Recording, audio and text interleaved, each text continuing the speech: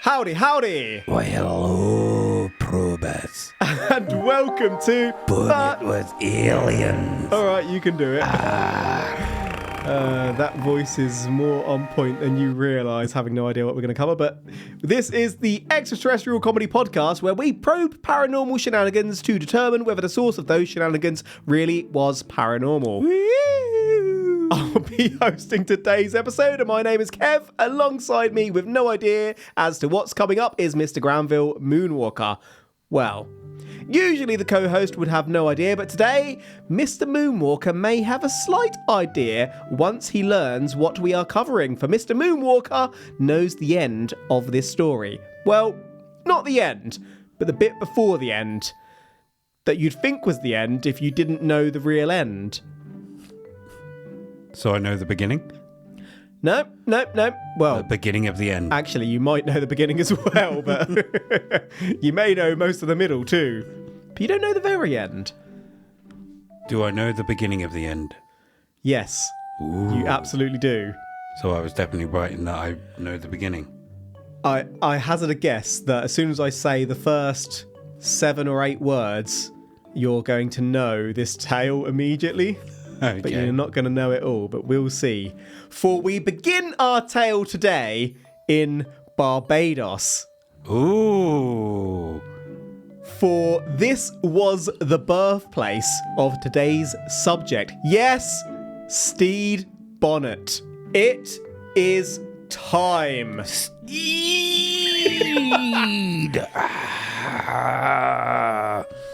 For those... For those unaware, Steed's revenge is currently dead.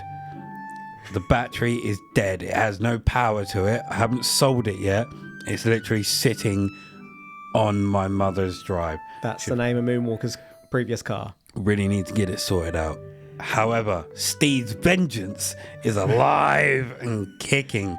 AKA Steve's overcompensation. That 380 brake horsepower beast is flying around the streets. For those unfamiliar, you can check back to our Blackbeard's Hole, the Ghost of a Pirate Legend episodes 121 and 122, for we have delved into part of Steed's life before.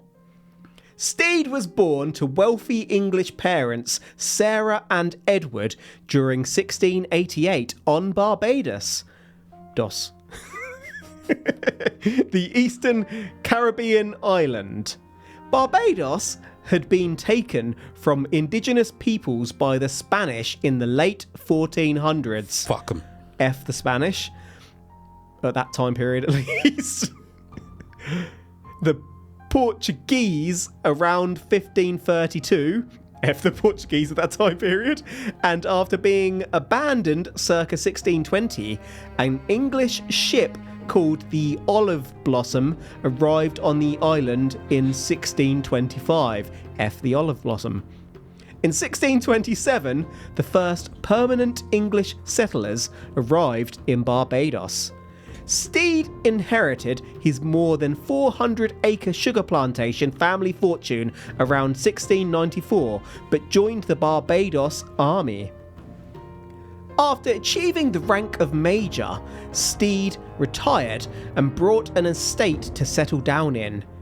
It's likely that Stede's army posting was somewhat of a formality, as in the military, Stede oversaw local land and interests. There's no documentation to suggest that Stede ever went to battle, for example, in the War of Spanish Succession, or even that Stede went to sea. And it's most likely that Stede's owning of plantations quelled the likelihood of rebellions. Stede's family industry reportedly oversaw 94 enslaved people and helped to keep the order. After retiring, and as expected of a gentleman in the 16 and 1700s, Stede would marry one Mary Allonby in 1709. Stede spent nearly a decade raising a family, including 3 sons and a daughter, but would come to regret that marriage. Well, fuck Steve for having enslaved people. Yeah, his family. I know it's a sign of the times. I mean, that doesn't really excuse it, does it? It's Nope. shit. Absolutely shit. I just don't know whether Stede was the figurehead of, well, the Whether centre he just of took it over the... Yeah, or decided he yeah. was going to have. Because obviously we know a little bit about where Steve heads next, and it isn't Stede. necessarily overseeing. I thought you called him Steve. Why do you think he'd regret that marriage? Maybe she was a gold digger. She weren't looking for no broke. Stede was in need. Stede had an itch that Mary couldn't scratch.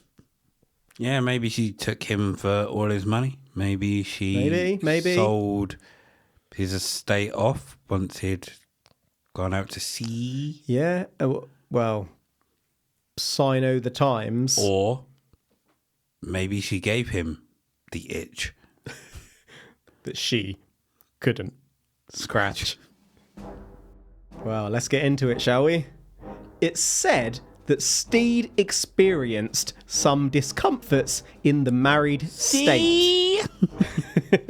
I have it on good faith that Stede's wife would continually leave the toilet seat up. She spoiled the ending to The Sixth Sense, she farted at the dinner table, and she didn't think that mango was orange coloured. I jest, but the leading theory from Oldham Records is that Stede literally just got fed up of his wife's nagging. That's it. He's just had enough. How old was he when he married her? Ah, shite. Did I not say? Because I don't know if it would be such a thing then, but thinking now, how you react to things as a youth, one of the youths, compared to now is so different. So he was 21, I believe. Around 2022.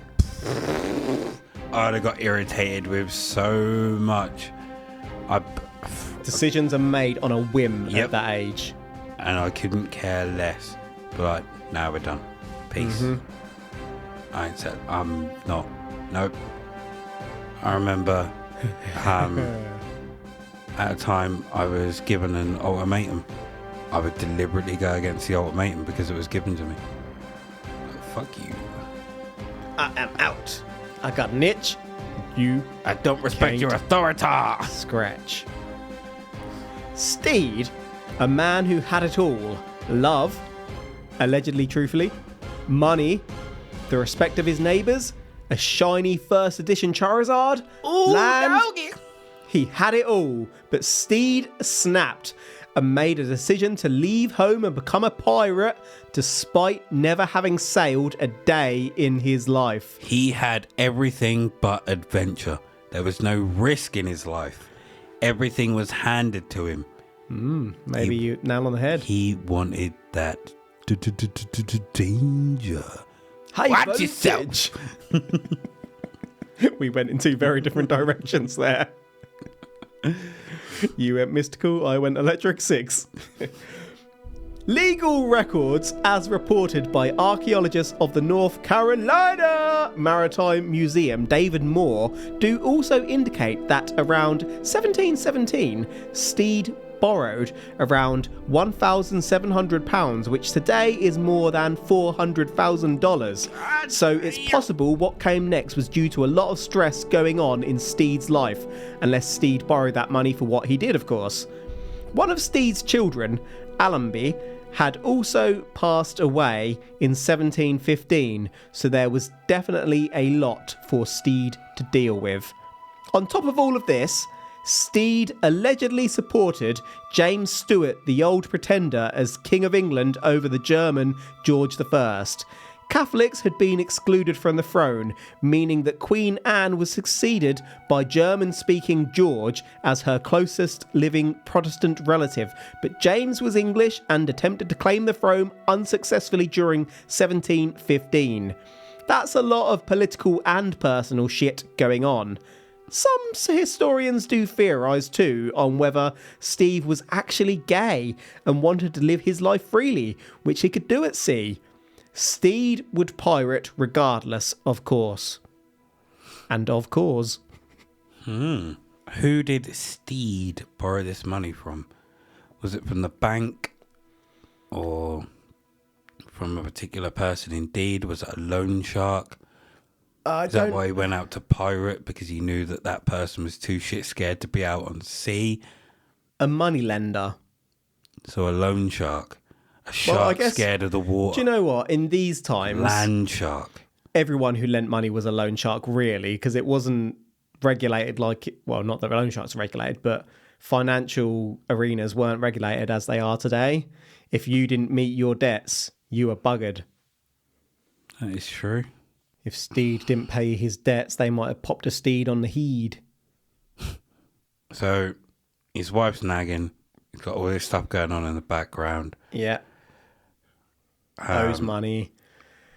Unsettled politically and religiously, potentially. And take it this is meant to be... Historians theorise on whether Stede was actually gay. Yeah. Not Steve. Like you've written. Autocorrect. Constantly changes Stede to Steve. Absolute battle trying to write research notes on this episode. Okay, cool. Just wanted to make sure Steve hadn't just popped up out of nowhere. Most pirates steal their first ship or captain a second ship of their pirate lord. Not Stede. Being a gentleman, Stede purchased his sloop legally in December 1716. Its name? The Revenge! Indeed, the Revenge. Stede is not known to have had any enemies. Any enemies to seek revenge against, by the way. But if you're trying to be a pirate... Sounds cool. ...is a piratey name. Stede fitted the ship with 10 cannons, and rather than recruiting on a share of future plunder, Stede employed a crew of more than 70 would-be pirates attracted from the taverns of Bridgetown, Barbados, paying them out of his own pocket rather than promising regular shares of that booty as most pirates would do. I would just like to interject here. Mm-hmm. Bridgetown is where my family are from. Hey! Got pirate in my blood. Yarr. Arr. Whilst all this planning was taking place, Stede told the locals he was planning to work up trade with neighbouring islands. Then, without warning, or so much as a goodbye bang with his wife, Stede vanished, leaving little Edward, Stede and Mary behind, all at less than 5 years of age.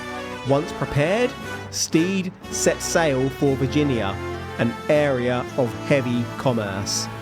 It turns out that Stede may actually have been quite successful to begin with, having taken the Anne of Glasgow, the Endeavour of Bristol, the Young from Leeds, and the Turbot from Barbados. All ships were plundered, and the crew mostly released to be picked up by later passing ships, except for the Turbot, which was burned, possibly because they may have known Stede. In fact, it appears that Stede torched every Barbados ship that he ever encountered. Stede headed to New York to release some captives and sell his booty with no questions asked, taking 2 more ships on the way. Stede then took 2 further ships in the Carolinas, stripping one, but the other was from Barbados. Stede took that Barbados sloop to an inlet off North Carolina, using it to clean the Revenge's hull and stripping it for wood before burning the remains. Stede had had a good start to his pirate career, although truth be told, Stede relied heavily upon his paid crew and their knowledge of the seas, and spent much of his time in his quarters reading books, whilst others, mainly the quartermaster, did the typical captain duties. Ah, so he was the captain behind the captain. What we're saying here is, if this captain decided, fuck Stede, we're gonna be pirates, we're gonna loot all this booty and like split it like normal pirates, they could have probably made more money. The fact that Stede was paying them, depending on what he was paying them, he might have been paying his second in command more than everyone else to keep him on Probably. side. Yeah. So you could say he was living on borrowed time for a mutiny. I'm the captain now. Arguable. Stede is obviously, he's got a bit of a reputation, bless him, today. I wonder how he was perceived by potential pirates when he was trying to recruit. Whether they saw him as an easy ride. They were like, holy shit. Pirate? An illegitimate pirate. Callback. Perhaps. I mean, the idea of a reliable wage as a pirate is pretty attractive, potentially. I suppose it depends on if you're talking about those that were under his overall command or other pirates looking in. Both. A wage is a wage. You're getting paid regularly when others might not ever get success. Some might have not even bothered. Just like, Well, you most want to pirates. do it that way. You want to do it that way. It's fine. The treasure would be shared. If a pirate crew wasn't successful, they weren't getting paid. Whereas these folks, they're getting paid regardless. Kind of a, don't you bring your new age thinking round here, boy. That could encourage either loyalty or laziness. Also, it would, if you're getting paid regardless, but you seem to be constantly plundering really good ships and getting a lot of booty. Yeah, that might start to turn. Yeah. Hold on, you're only paying me this, whereas actually we're making a whole lot more. We're missing out on 6 or 7 times. Stede could be incredibly stupid or incredibly smart, depending on his success. He's taken a punt, really, hasn't he? As a pirate, which would you prefer? The easy time. I think I'd actually go the other way, and a portion of the booty. As a captain, I'd probably prefer the other way. Because I think a portion of the booty would make me more inclined to fight, and I'd have more fun as a pirate. Whereas I think, like you said, it would just breed laziness, and you'd see a small, that's what I want. You'd see a small ship, and you'd just be like, "You folks go out and have the battles. I'll just I'll watch the quarters." Yeah, I'm not going to do anything. Getting paid the same as you to do nothing. Exactly, which could then breed discontent amongst everyone else, because then others looking at people that aren't doing jobs or aren't doing this, aren't doing that. They could be getting paid more because they're doing one thing or the other. Whereas if you're just splitting the booty, it's equals. Split Everyone pulls in. Yeah, I don't disagree. I'm booty splitting. Next, nearly 6 months into his pirate life, Stede headed for pirate capital Nassau in September 1717. On the way, Stede encountered a merchant ship and approached this ship for an easy win. It turned out, though, that this was no merchant ship. It was a Spanish man-o'-war. The Revenge was badly damaged and barely escaped, with many of the crew being killed. Meanwhile, Stede himself was seriously wounded. The ship basically farted into Nassau. By this point, many of the crew had twigged that Stede didn't know what he was doing and just diverted to the commands of his senior crew, and this, combined with Stede's insistence on attacking a Spanish warship, led the crew to lose faith in Stede. It was in Nassau that a certain pirate named Blackbeard feasted his eyes on the sorry state drifting into Nassau, needing repairs, and couldn't believe his luck. Stede's Revenge was fitted with more guns, 12, as Stede agreed to give Blackbeard control of Revenge, a ship more capable than Blackbeard's, but which Stede lacked the knowledge and charisma to captain. We've covered much of the next course of events on episodes 121 and 122 of But It Was Aliens, as we said when I probed Blackbeard's hole. I suppose it was his lack of knowledge. Was it? I don't suppose actually, but was it his lack of knowledge that led him to attack of a man of war in terms of he had no idea what it was capable of. Well, lack of knowledge, overconfidence. Or, that's what I mean, or just the fact that he was so overconfident he thought his ship would be able to handle it anyway. Mm-hmm. Either way, he effed up. Effed right up.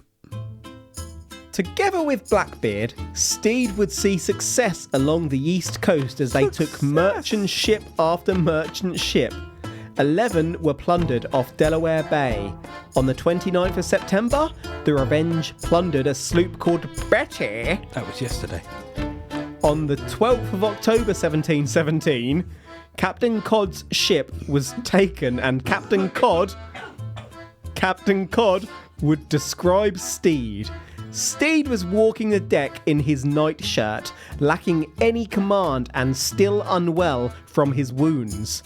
Next up, the Revenge plundered Spofford and Sea Nymph. On the 22nd of October 1717, the Robert and Good Intent were plundered.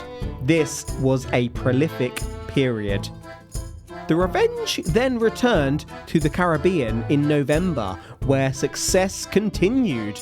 On the 17th of November 1717, a large ship named Concord was attacked by two ships, which the captain described as one having 12 guns and 120 men, and the other having 8 guns and 30 men. Stede! The Concord fought back but ultimately lost. As we know, this ship was sailed to the Grenadines, where it was transformed into Blackbeard's famous flagship, Queen Anne's Revenge. Eventually, during December 1717, Stede and Blackbeard would part ways. You could argue that now that Blackbeard had a better boat, he didn't need Stede and his revenge. Maybe Blackbeard got fed up of Stede, or maybe Stede had learnt enough to go out on his own. We don't really know.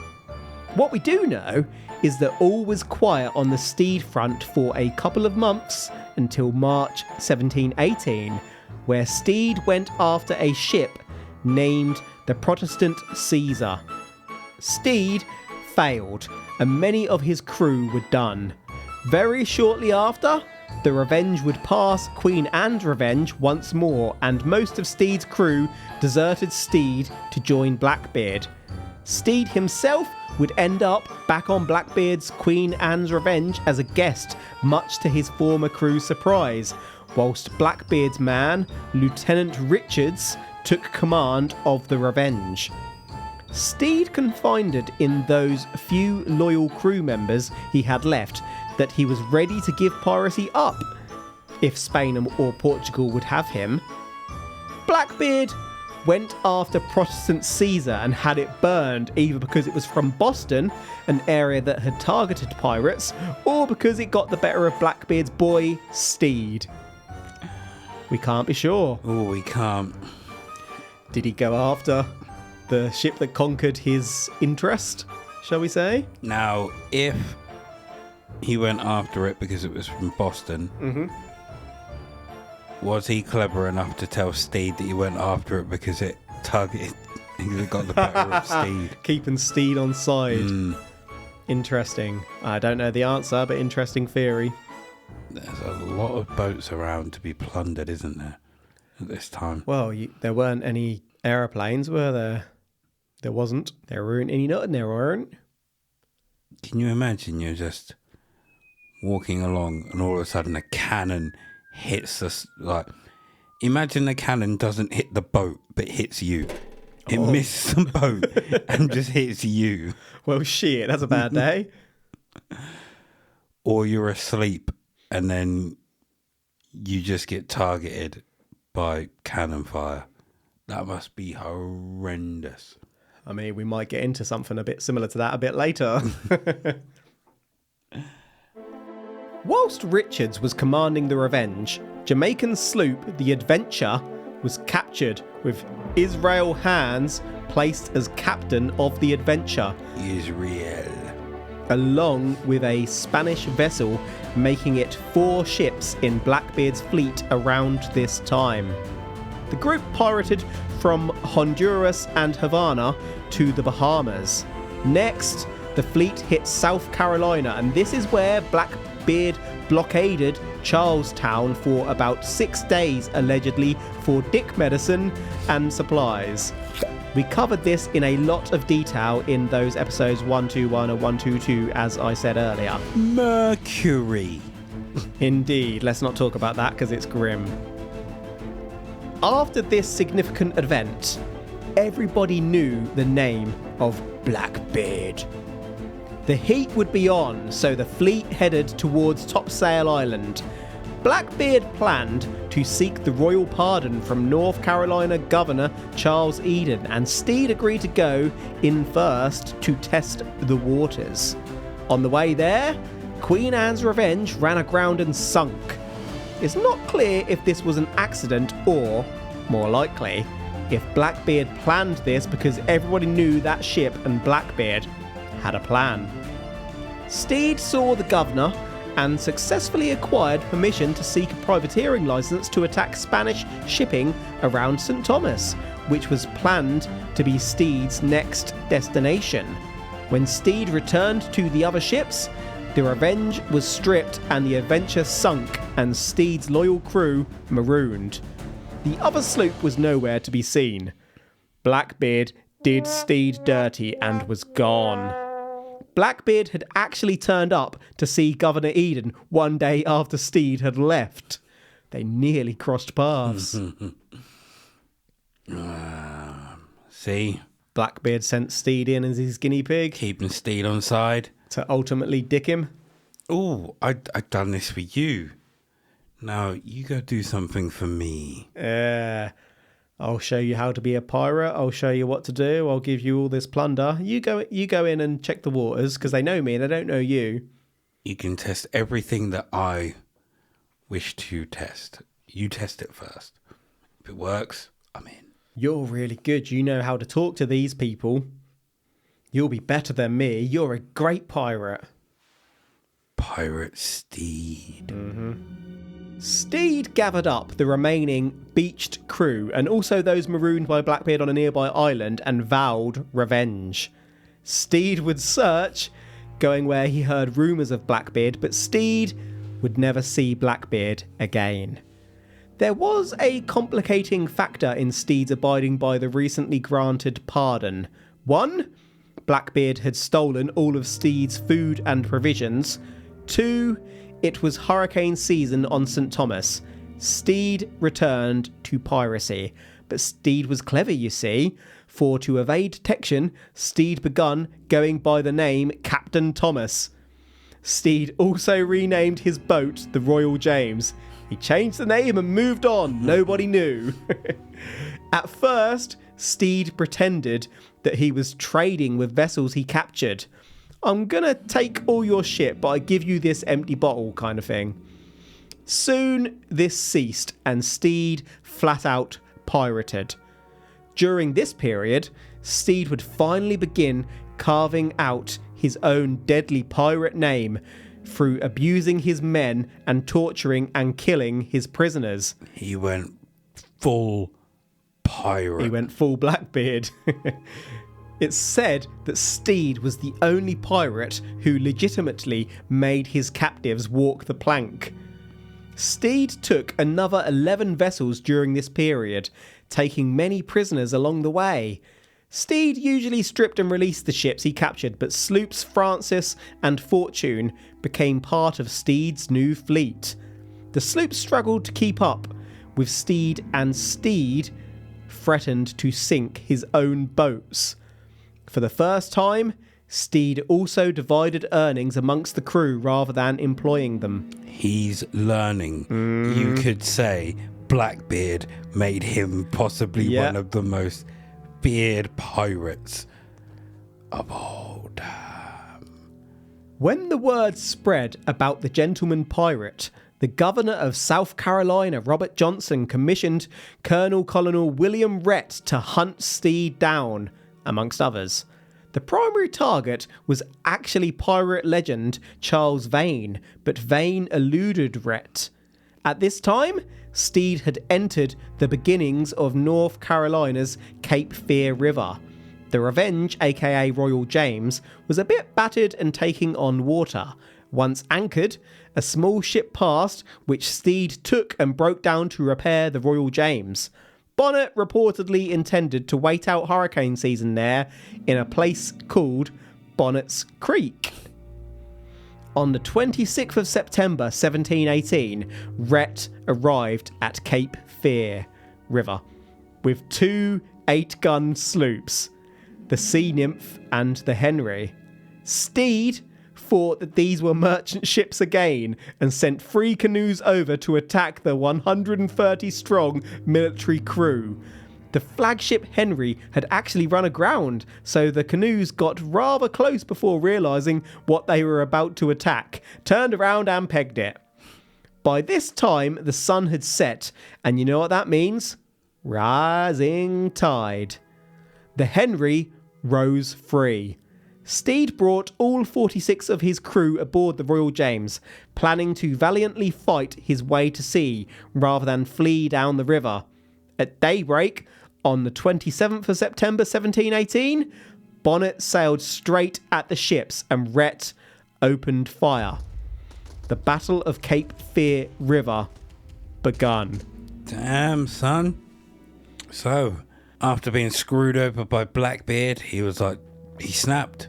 One track mind wanted Blackbeard. He was like, you know what? All this nicey shit has got me nowhere. All it's done is get me fucked over. So he was like, fuck it. He went dark Stede. He went rogue. Yeah. Rogue Stede. Absolutely. But he consistently makes poor decisions. No, yeah, of course. Any ship he sees, he thinks it's a merchant ship and attacks. I suppose if he's looking... Is it more so that he thinks they're merchant ships? Or these ships have expertly disguised themselves as merchant ships? Well, either way, he still made a rash decision rather than checking it out. True. 2 of Rhett's sloops split up to trap Stede. Stede sailed close to the river's edge to escape, but ran his Royal James aground. The sloops too ran aground, leaving only the Henry active. In range, there was a 5 or so hour stalemate as musket shots were fired. 12 of Stede's men were killed, and 10 of Rhett's were killed, along with 14 of Rhett's men being injured. Stede's men enthusiastically encouraged Rhett's men to board. Stede patrolled his deck, pistol in hand, threatening to kill any pirate who pussied out. He's gone full pirate captain now. He's gone Stede Beard. He's gone Barbosa. Yarr. As the tide begun rising again, Rhett's ships freed, but Stede remained stranded. Stede watched helplessly as his opponents repaired their boats and advanced. Outnumbered 3-1, Stede ordered his gunner to torch the Royal James's gunpowder. George Ross, however, was overruled by the remaining crew who surrendered. Rhett returned to Charlestown with his new pirate prisoners on October the 3rd, 1718. Despite his men being held in the dungeons beneath Charleston's old provost, Stede was held as guest of the provost sheriff Nathaniel Partridge alongside Stede's crew David Heriot and Ignatius Pell. Perhaps related, perhaps not, but Partridge and Stede were members of the same church back in Barbados. The decision to house Stede separately was probably more related to the desire to keep Stede away from his crew to prevent elaborate escape plans and cover up theories from being developed before their trial. Despite that, there would indeed be a plan. An elaborate plan. On the 24th of October 1718, Stede and Heriot disappeared. God damn. Ooh. Stede has gone from pussy to pirate. What are you thinking about where they disappeared? I'm wondering how. Like, were they helped? Although they were guests of the sheriff, did they have free reign to go where they wanted? Or were they like, you're guests, but you're locked in this room? Yeah, it's hard to say for definite. I think it would be fair to speculate that they were supervised. And still managed to get away. Inside job. Do you reckon Stede was a charmer? Or Harriet? I think Stede was, because Stede had quite a well-to-do background, obviously, as the gentleman. And if Stede was inclined, as some theorize, maybe he spoke to some of his captors and got them to look the other way, promise some things. There could have been some bribery, there could have been some former loyalty, there could have been some manipulation, there could have been some sucking off, yeah. Who knows? Got himself a way out. Yeah. So you're going for ball tickling as your main theory here? 100%. It's said that to escape... He tickled some balls. He tickled some major ballage. Stede cunningly donned the outfit of a female of the time and snuck by unseen. Didn't see that coming, did you, sir? No. Stede and Harriet were accompanied by an enslaved person and a Native American, and made for the shores of Charlestown Harbour, having been provided with arms and canoes allegedly by Richard Tuckerman, a trader and smuggler who owned the canoes. En route, the winds forced the group onto Sullivan's Island.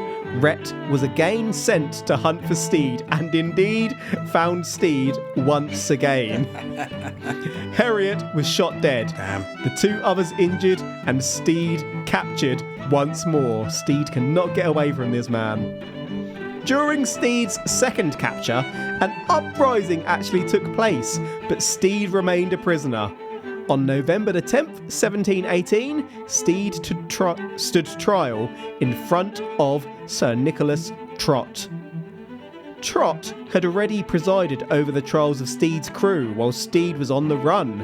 Most hung. During the trial, the captains of the Francis and the Fortune were present to testify, and Stede was therefore charged with 2 counts of piracy. Ignatius had also turned on Stede during his own trial, though also claimed that the quartermaster had more power over the crew than Stede. During the trial, Stede represented himself and questioned the witnesses. Stede claimed that the crew acted against his will. It didn't really help Stede's case that he was known to have flogged 2 members of his crew, a punishment many crews wouldn't accept unless respecting of their captain. 2 days later, Trott sentenced Stede to death. Was representing himself another bad decision? I mean, who's really going to represent a pirate in this situation? Well, I guess that people had to, I don't know. But can you be unrepresented in the 1700s? What I do question is whether he was clever. Mm-hmm. He had one of them turn and say that the quartermaster had more power than him.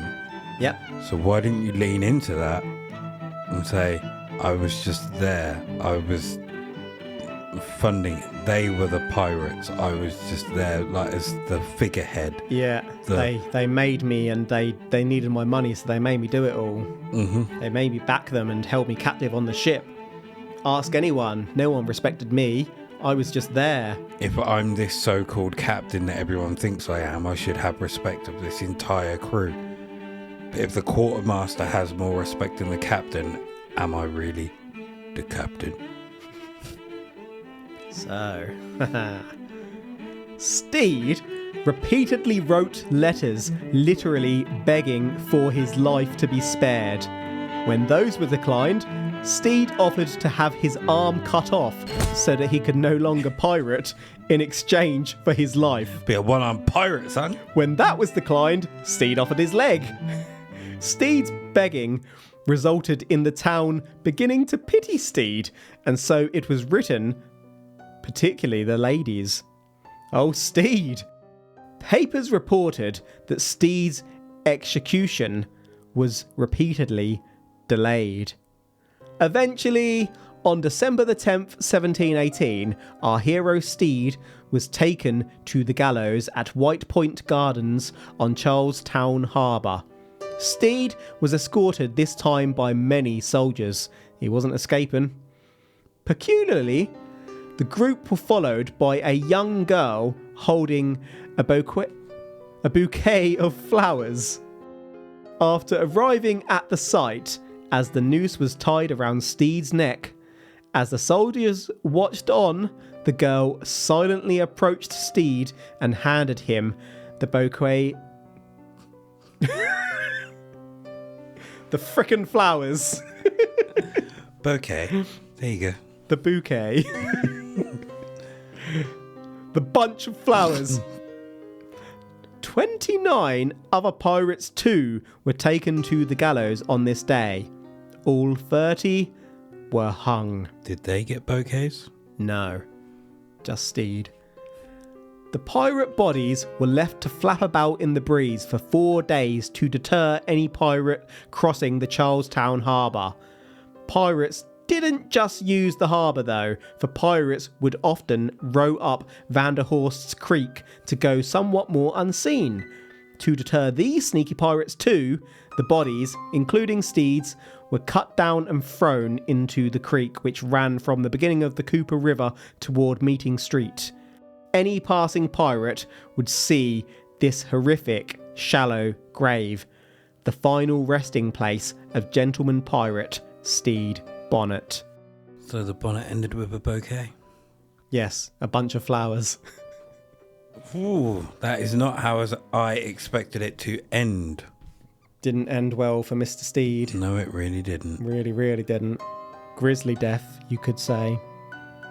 Why do you think the girl gave him flowers? Yeah, I was just wondering, was this little girl just random? Yeah. Like, people weren't generally allowed to approach people in these situations. then why was she allowed? That's a phenomenal question, sir. Was she a ghost little girl? Was she a daughter of one of the mothers that had taken a shining to old Stede? I really couldn't say. Weird. I'm quite surprised. When you watch like pirate films or anything like that and you see the bodies of pirates hanging in the wind, for example, Pirates of the Caribbean, where Sparrow sees the pirates, he takes his hat off. Yep. Nods his hat. Yep, salute. I suppose pirates aren't really out for revenge in that way, are you? Are they? But I'm also surprised that a group of pirates don't sail into the town and just ransack it. I think towns were For that reason. more well protected, whereas boats on the seas were easier in some senses to attack. If towns were fortified, then you're kind of signing your own death warrant if you try and storm. It looks a lot easier in the movies than it is in real life, I think. 100%. Unless you're ghost pirates. And also, one less pirate means more booty to plunder for yourself. True. Greed goes a long way. Over time, the world has changed. Vanderhorst's Creek has since been filled in and has become Water Street, but Stede's spirit lingers on. Yes, my friend. In the location where Stede hung, the very place, the ghosts of pirates can be seen still hanging from the oak trees at White Point Gardens. By pirates, I mean Stede! I don't want to spend too long on this because we've gone long. Stede isn't caught on camera much, but Mr. Moonwalker quickly check this photo of the oak trees around the spot we are referring to. I've taken the liberty of zooming in on this image for Granville, as when you zoom in, you can make out a distorted, pained and almost witch-like face hanging from a tree, screaming without a body. There's actually a headstone for Stede here, which I'll show you at the end of the research notes, Mr. Moonwalker. But in essence, Stede lingers on. Okay. So what I see here is... what are these called? A head? No. The kind of thing with all the pillars and the roof thing.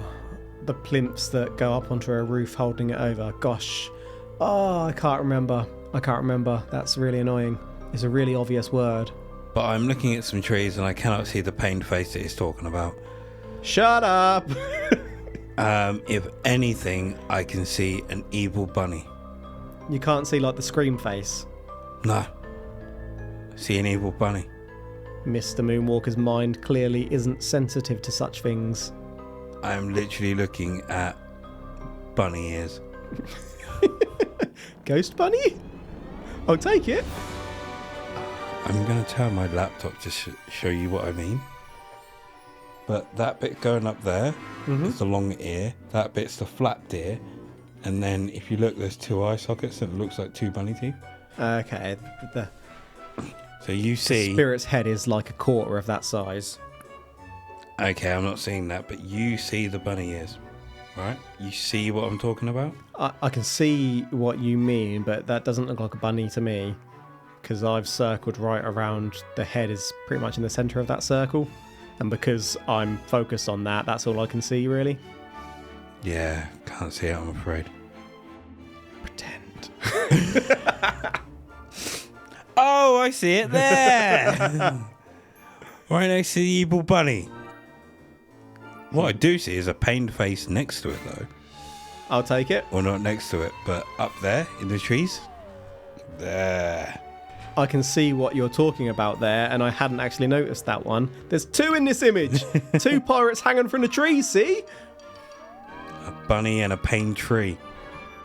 If you stand at the foot of Water Street and look out to the waters of the Cooper River under a full moon, you can see the faces of all of the dead pirates just below the waterline.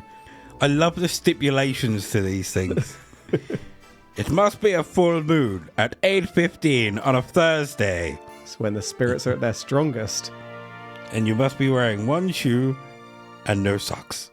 More specifically, Stede Bonnet himself continues to haunt Water Street to this very day in the spot his body was thrown.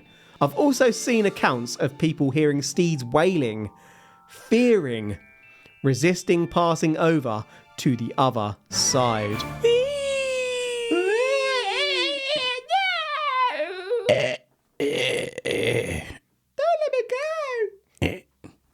Do you think that's because he's scared of meeting back up with his wife? He doesn't want to hear the nagging. She can still be alive, though. I mean... Well, not today. Not today. But, I mean, if he's been resisting that whole time... What if he's... Or the resistance is his will. He's so headstrong on finding Blackbeard. He doesn't want to pass over. Even in the spirit world, he's still looking for him. He doesn't know that he's dead. And he thinks Blackbeard's still out there. This is him. But he's tethered to this spot, so he can't. On, yeah. He's like, why can't I leave? That is it. I had another thought.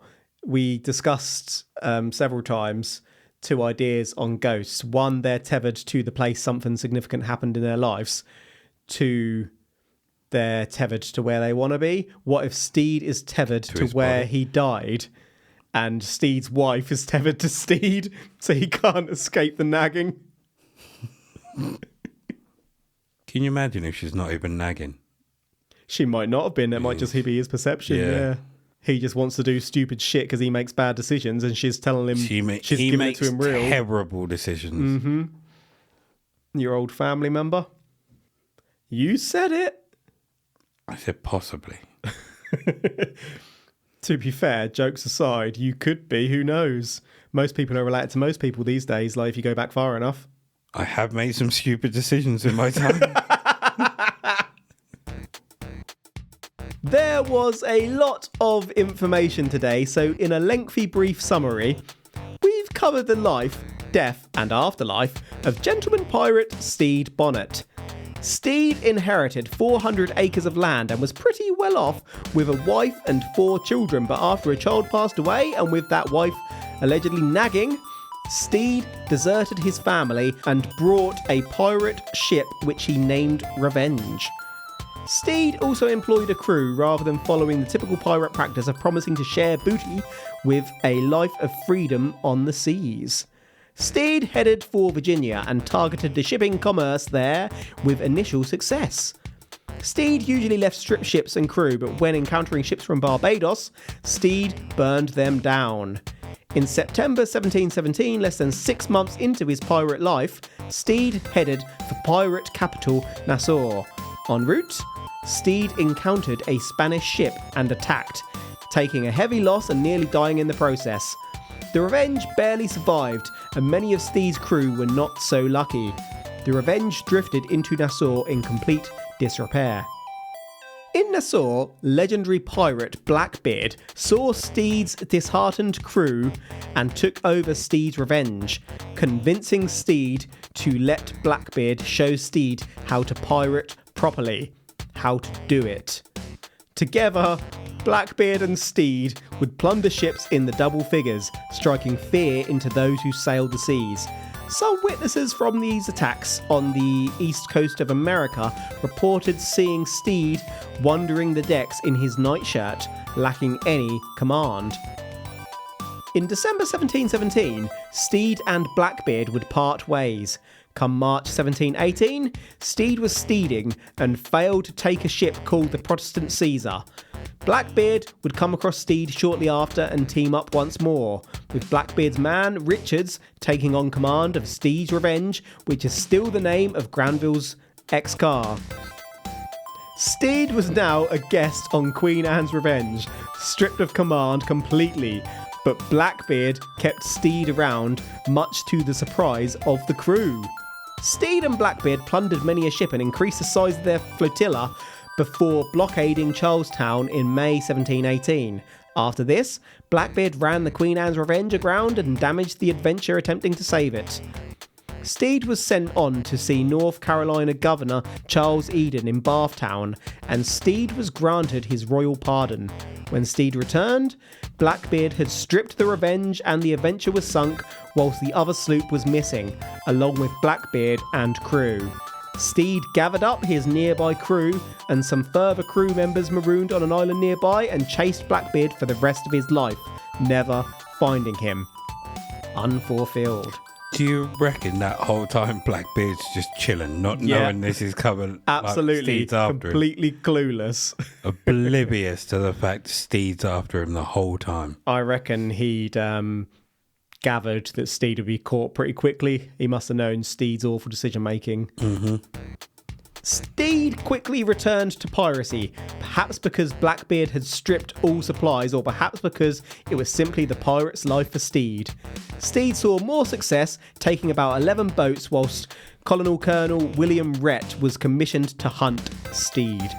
Stede was at this time around Cape Fear River, and Rhett caught up to Stede. On the 27th of September 1718, the Battle of Cape Fear River ensued.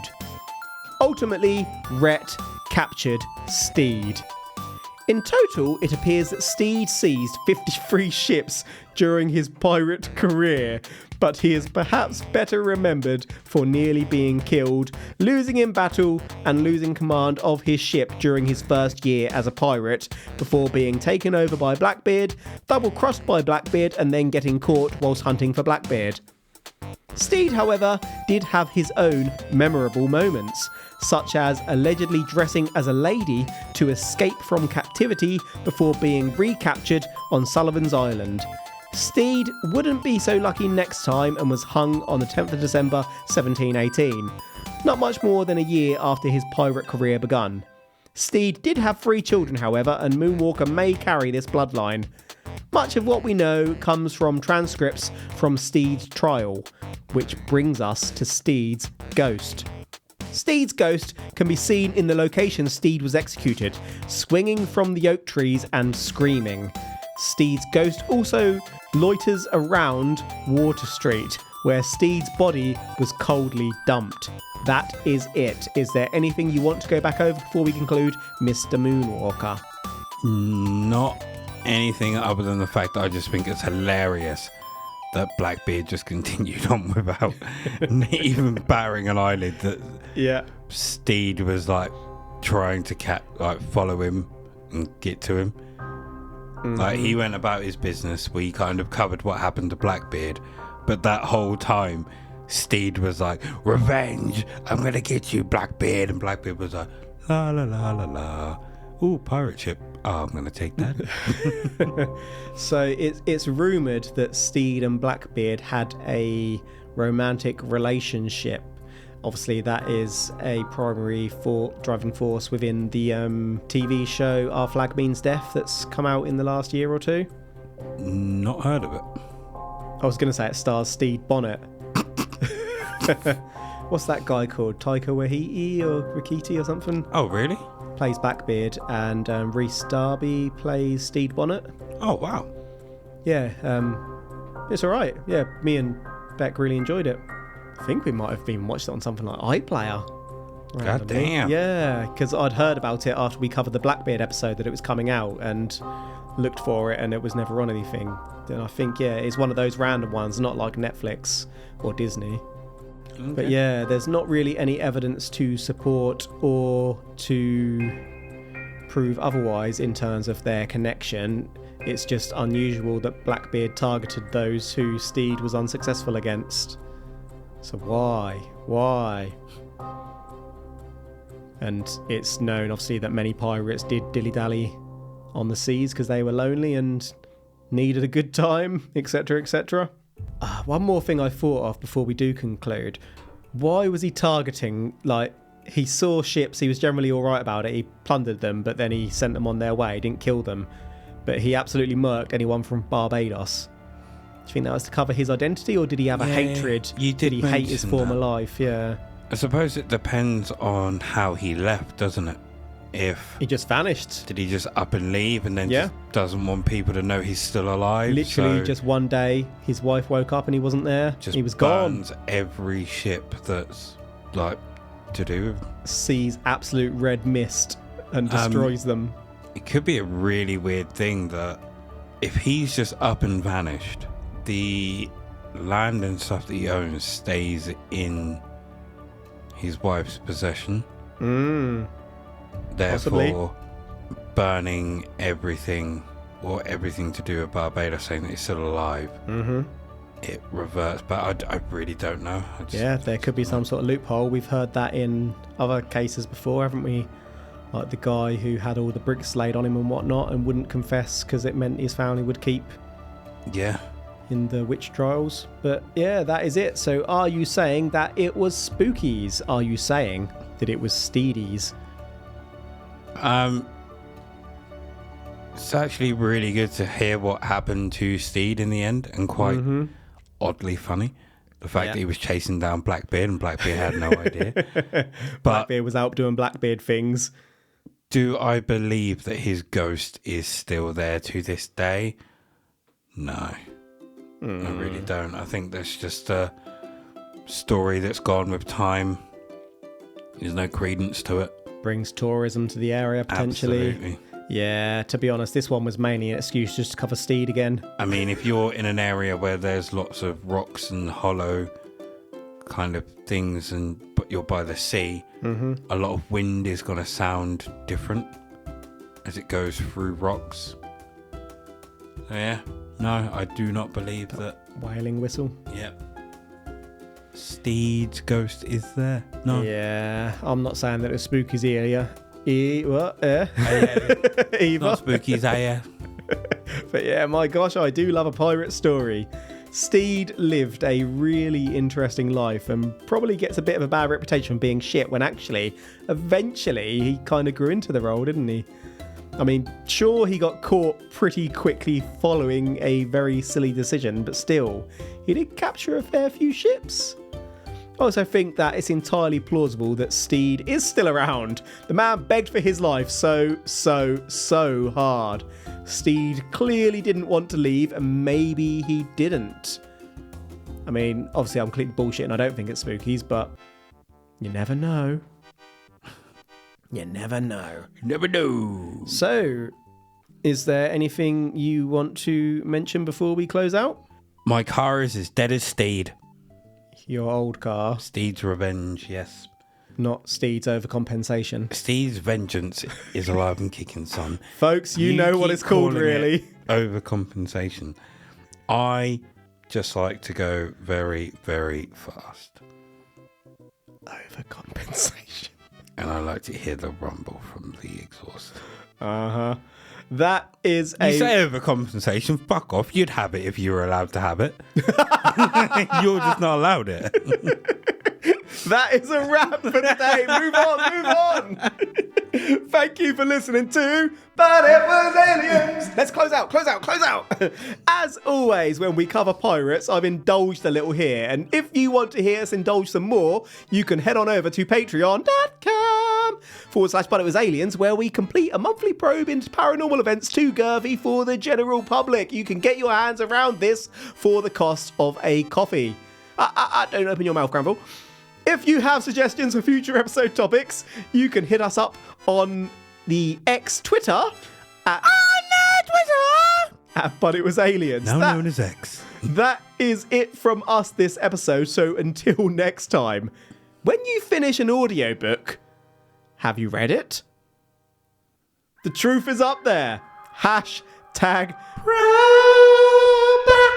I have finished many an audiobook and never read it.